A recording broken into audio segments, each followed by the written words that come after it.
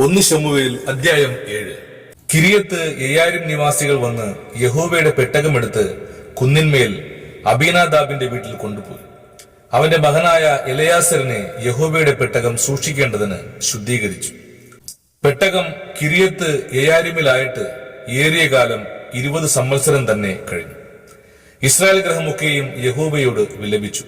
അപ്പോൾ ശമൂവേൽ എല്ലാ ഇസ്രായേൽ ഗൃഹത്തോടും, നിങ്ങൾ പൂർണ്ണ ഹൃദയത്തോടെ യഹോവയിങ്കിലേക്ക് തിരിയുന്നുവെങ്കിൽ അന്യദൈവങ്ങളെയും അസ്തോരത്ത് പ്രതിഷ്ഠകളെയും നിങ്ങളുടെ ഇടയിൽ നിന്ന് നീക്കിക്കളഞ്ഞ് നിങ്ങളുടെ ഹൃദയങ്ങളെ യഹോവയിങ്കിലേക്ക് തിരിക്കുകയും അവനെ മാത്രം സേവിക്കുകയും ചെയ്യും.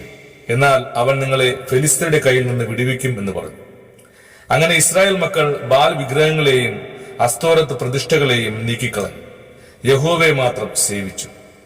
അനന്തരം ശമൂവേൽ എല്ലാ ഇസ്രായേലിനെയും മിസ്പയിൽ കൂട്ടുവിൻ, ഞാൻ നിങ്ങൾക്ക് വേണ്ടി യഹോവയോട് പ്രാർത്ഥിക്കുമെന്ന് പറഞ്ഞു.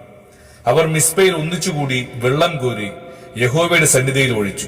ആ ദിവസം ഉപവസിച്ചു. ഞങ്ങൾ യഹോവയോട് പാപം ചെയ്തിരിക്കുന്നു എന്ന് അവിടെ വെച്ച് പറഞ്ഞു. പിന്നെ ശമൂവേൽ മിസ്പയിൽ വെച്ച് ഇസ്രായേൽ മക്കൾക്ക് ന്യായപാലനം ചെയ്തു. ഇസ്രായേൽ മക്കൾ മിസ്പയിൽ ഒന്നിച്ചുകൂടി എന്ന് ഫെലിസ്ത്യർ കേട്ടപ്പോൾ ഫെലിസ്ത്യ പ്രഭുക്കന്മാർ ഇസ്രായേലിന്റെ നേരെ പുറപ്പെട്ടു വന്നു. ഇസ്രായേൽ മക്കൾ അത് കേട്ടിട്ട് ഫെലിസ്ത്യരെ ഭയപ്പെട്ടു. ഇസ്രായേൽ മക്കൾ ശമൂവേലിനോട്, നമ്മുടെ ദൈവമായ യഹോവ ഞങ്ങളെ ഫെലിസ്ത്യരുടെ കയ്യിൽ നിന്ന് രക്ഷിക്കേണ്ടതിന് ഞങ്ങൾക്ക് വേണ്ടി അവനോട് പ്രാർത്ഥിക്കുന്നത് മതിയാക്കരുത് എന്ന് പറഞ്ഞു. അപ്പോൾ ശമൂവേൽ പാൽ കുടിക്കുന്ന ഒരു ആട്ടിൻകുട്ടിയെ എടുത്ത് യഹോവയ്ക്ക് സർവാംഗ ഹോമം കഴിച്ചു. ശമൂവേൽ ഇസ്രായേലിന് വേണ്ടി യഹോവയോട് പ്രാർത്ഥിച്ചു. യഹോവ ഉത്തരമരുളി. ശമൂവേൽ ഹോമയാഗം കഴിച്ചുകൊണ്ടിരിക്കുമ്പോൾ ഫെലിസ്ത്യർ ഇസ്രായേലിനോട് പടക്കെടുത്തു. എന്നാൽ യഹോവ അന്ന് ഫെലിസ്ത്യരുടെ മേൽ വലിയ ഇടിമുഴക്കി അവരെ പരിഭ്രമിപ്പിച്ചു. അവർ ഇസ്രായേലിനോട് തോറ്റു. ഇസ്രായേലിയർ മിസ്പയിൽ നിന്ന് പുറപ്പെട്ട് ഫെലിസ്ത്യരെ പിന്തുടർന്നു. ബേത്കാരിന്റെ താഴെ വരെ അവരെ സംഹരിച്ചു. പിന്നെ ശമൂവേൽ ഒരു കല്ലെടുത്ത് മിസ്പയ്ക്കും ശെനിനും മധ്യ നാട്ടി. ഇത്രത്തോളം യഹോവ നമ്മെ സഹായിച്ചു എന്ന് പറഞ്ഞ് അതിന് ഏബേൻ ഏസർ എന്ന് പേരിട്ടു.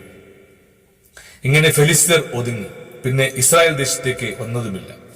ശമൂവേലിന്റെ കാലത്തൊക്കെയും യഹോവയുടെ കൈ ഫെലിസ്ത്യർക്ക് വിരോധമായിരുന്നു.